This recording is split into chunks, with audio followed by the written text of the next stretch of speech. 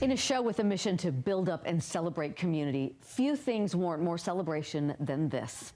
A small Navajo community in eastern Utah is finally getting running water. News specialist Alex Cabrero shows us this important milestone for the small town of Westwater. No one knows for how long water has been flowing down this creek. But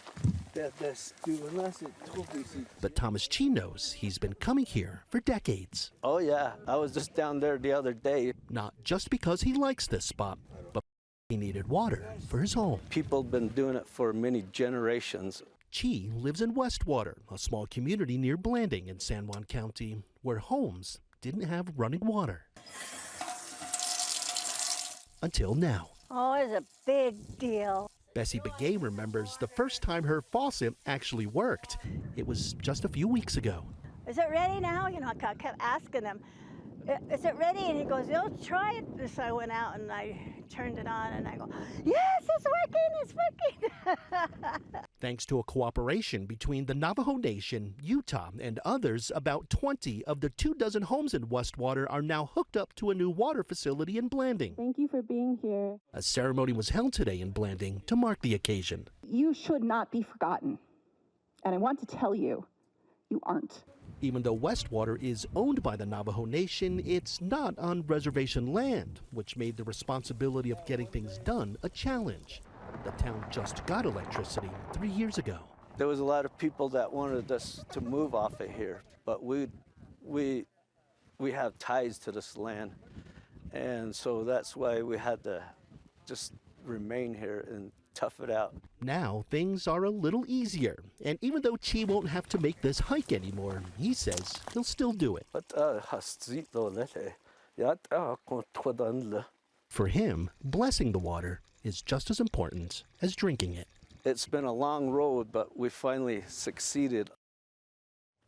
Alex Cabrero joins us now to talk more about his trip last week to be there for this monumental moment for San Juan County and that community. Oh, it's amazing, Deanie. When you talk about running water, I mean, we take it for granted. That's what we always say, right? We take it for granted, but yet they never had running water, and they didn't have electricity until just a few years ago. So to be there, going into one of the homes and turning on a faucet, and she was all smiling and just so happy. Yeah, I want to break down a couple of these things because, first of all, I'm so glad you go to these communities and you felt like it was important to be there to witness this and to do the work for that. What was it like to experience that woman's joy when she turned on her tap? It makes you feel small, honestly. It makes you feel like the problems that we have. Oh, my internet's slow. Right. Oh, I don't have the newest cell phone. Or this app is, I got to update an app or something like that. Just to get running water, to see the smile and how thankful not only she was, but the residents in that community were to have running water is just amazing, because before that, you had to hike down to that creek, and we were able to hike down to that little spring down there. I don't think it's quite a half mile or so, maybe between a quarter mile and a half mile, but then it's uphill the other way. Carrying the water. And that's not light. You're carrying water, enough water that you need to fill a tank, if you need a shower, if you want to make dinner, just to have water. So they were very thankful they won't have to do that hike anymore. I can only imagine. You talked about this a little bit in the reservation owns the land, but it's not part of it. And why did it take so long to get water there? The responsibility of what jurisdiction are they in, and who's going to take responsibility to do the needed infrastructure upgrades for this community, because it's owned by the Navajo Nation. Westwater is owned by the Navajo Nation. But it's not on reservation land. It's kind of, they bought the property back in 1986, 120 acres, that is Westwater. There were homes there before them, but now officially it's privately owned by the Navajo Nation, not on reservation land. So who spent the money? Was it the Navajo Nation? Was it the state of Utah? Was it San Juan County? Was it the city of Blanding? And so it became this just pointing fingers, like that Spider-Man meme. Everybody's pointing at the other one. And eventually, a few years ago, everybody just came together after the electricity saying, we need to do this, and we need to come together as partners to get this done. And that's what I was wondering, that it took the electricity to spark, to spark the need for water and the willingness to pay for it. That's right. And it was the state of Utah, they appropriated $500,000 back in 2020 for electricity. The Church of Jesus Christ of Latter-day Saints matched that, and there were some other donors as well. And once they got the electricity, they figured, well, we have to have running water. That's as basic as food itself. And so everybody came together there again, the Navajo Nation chipped in their end of the money and was able to get the infrastructure to get the running water finally to Westwater. Are there plans, or is there the infrastructure for the wastewater problem that you talked about? That's what they're going to work on next, is a long-term solution for wastewater, because their septic tanks that they have they're aging, and there's not a lot of money in that community. I mean, they didn't have money for running water. Now they got to worry about the wastewater and such. That's the next project that they're going to be working on. No solid plans just yet, but they're right now. Everybody's really happy, and they actually said the struggles. Thomas Chi, the guy that went down and he blessed the water with us, that was in that story.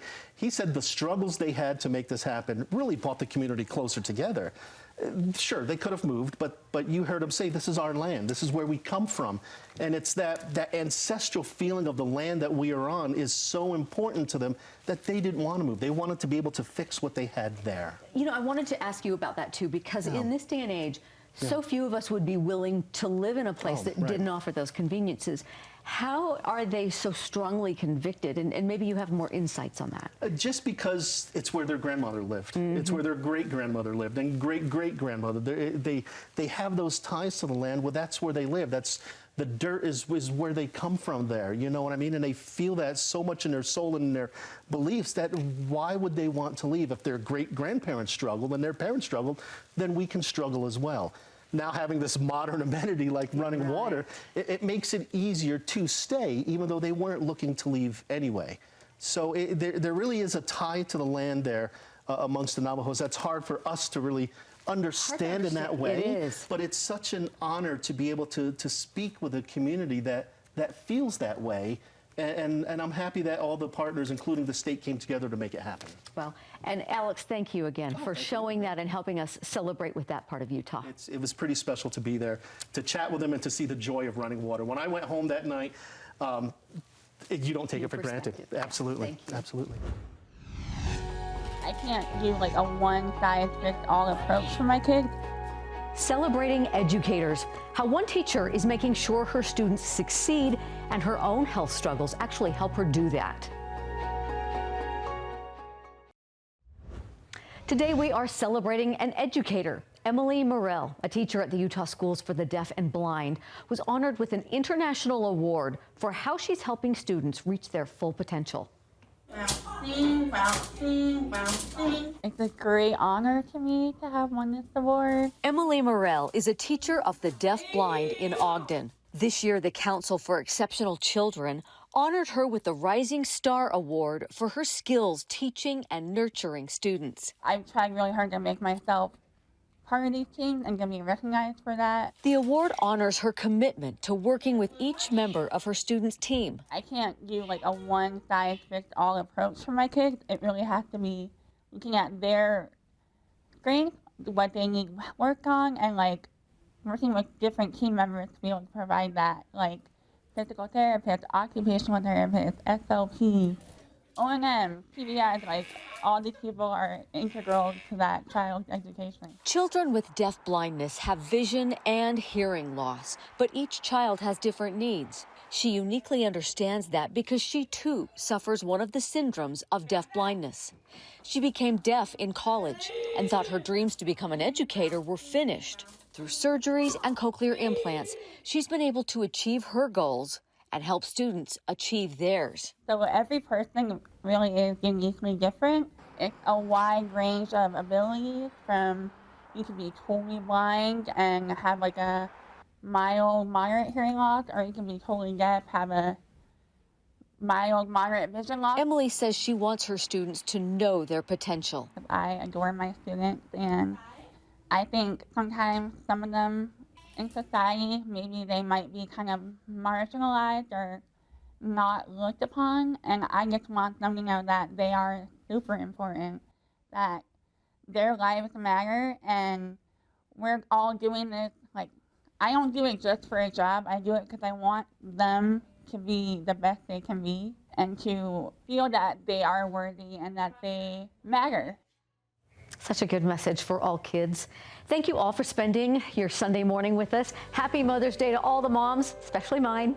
Music and the spoken word is next.